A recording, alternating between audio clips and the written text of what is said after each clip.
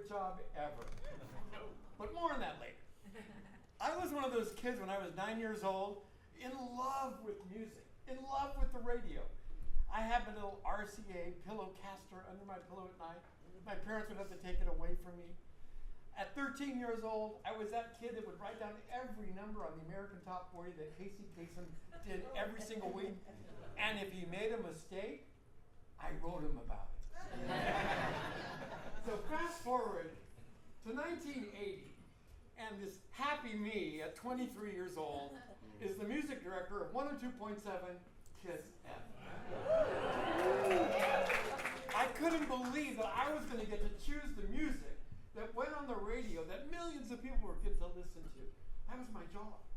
On Mondays, I met with the promotional reps from all the labels. And on Tuesday, we decided which songs would be reported to Billboard magazine and added to the radio station. Well, fast forward to this fateful day, and one day my boss comes to me and he gives me a record. And he throws it on my desk and says, add this is my pick this week.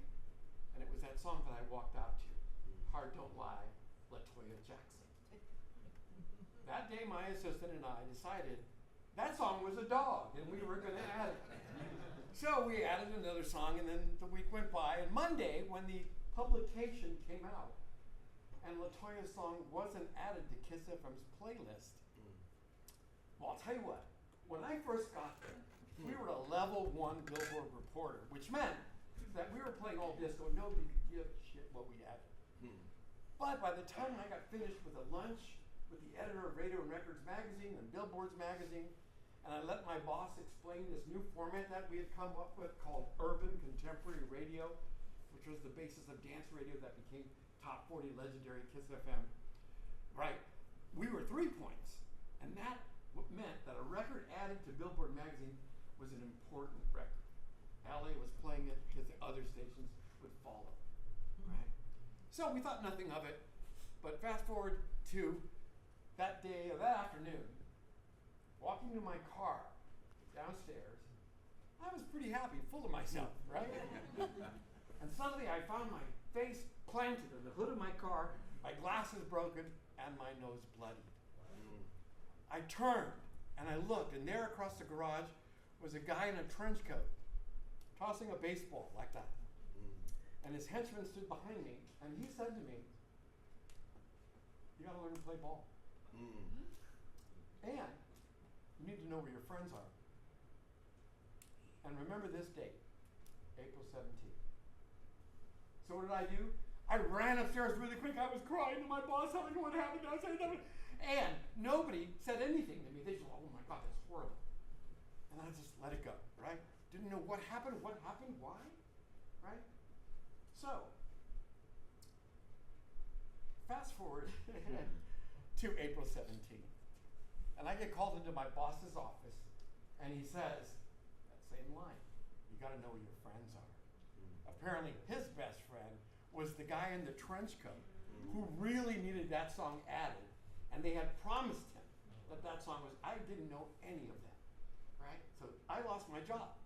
I was out of work for about 90 minutes because at that time they had a new morning man, Rick Dees in the morning, and I was writing jokes and slipping them to him between the songs, and he liked them, so he took me downstairs to his office, signed me to a contract with his lawyer, went back up to Kiss FM. We had another office, and there I sat for the next 14 years. A career in stand-up comedy, in doing voices. Chuy from La Puente was my voice there on Kiss FM for many, many years, right? And I let that go. Still wondered, what the heck happened that day, right? So about 3 years later, I'm sitting in a fancy restaurant on Los Angeles Boulevard telling my best friend and lawyer that what happened that day. He decides to call a couple of his buddies, and the next thing I know, I'm surrounded by lawyers who say, tell that story again. Tell that story again. What I didn't know was they were trying to indict Mr. Trenchcoat guy in front of a grand jury, and they needed a witness. My lawyer says, you got a minute? Let's go outside for a second for a cigarette. I didn't smoke, but let's go outside anyway.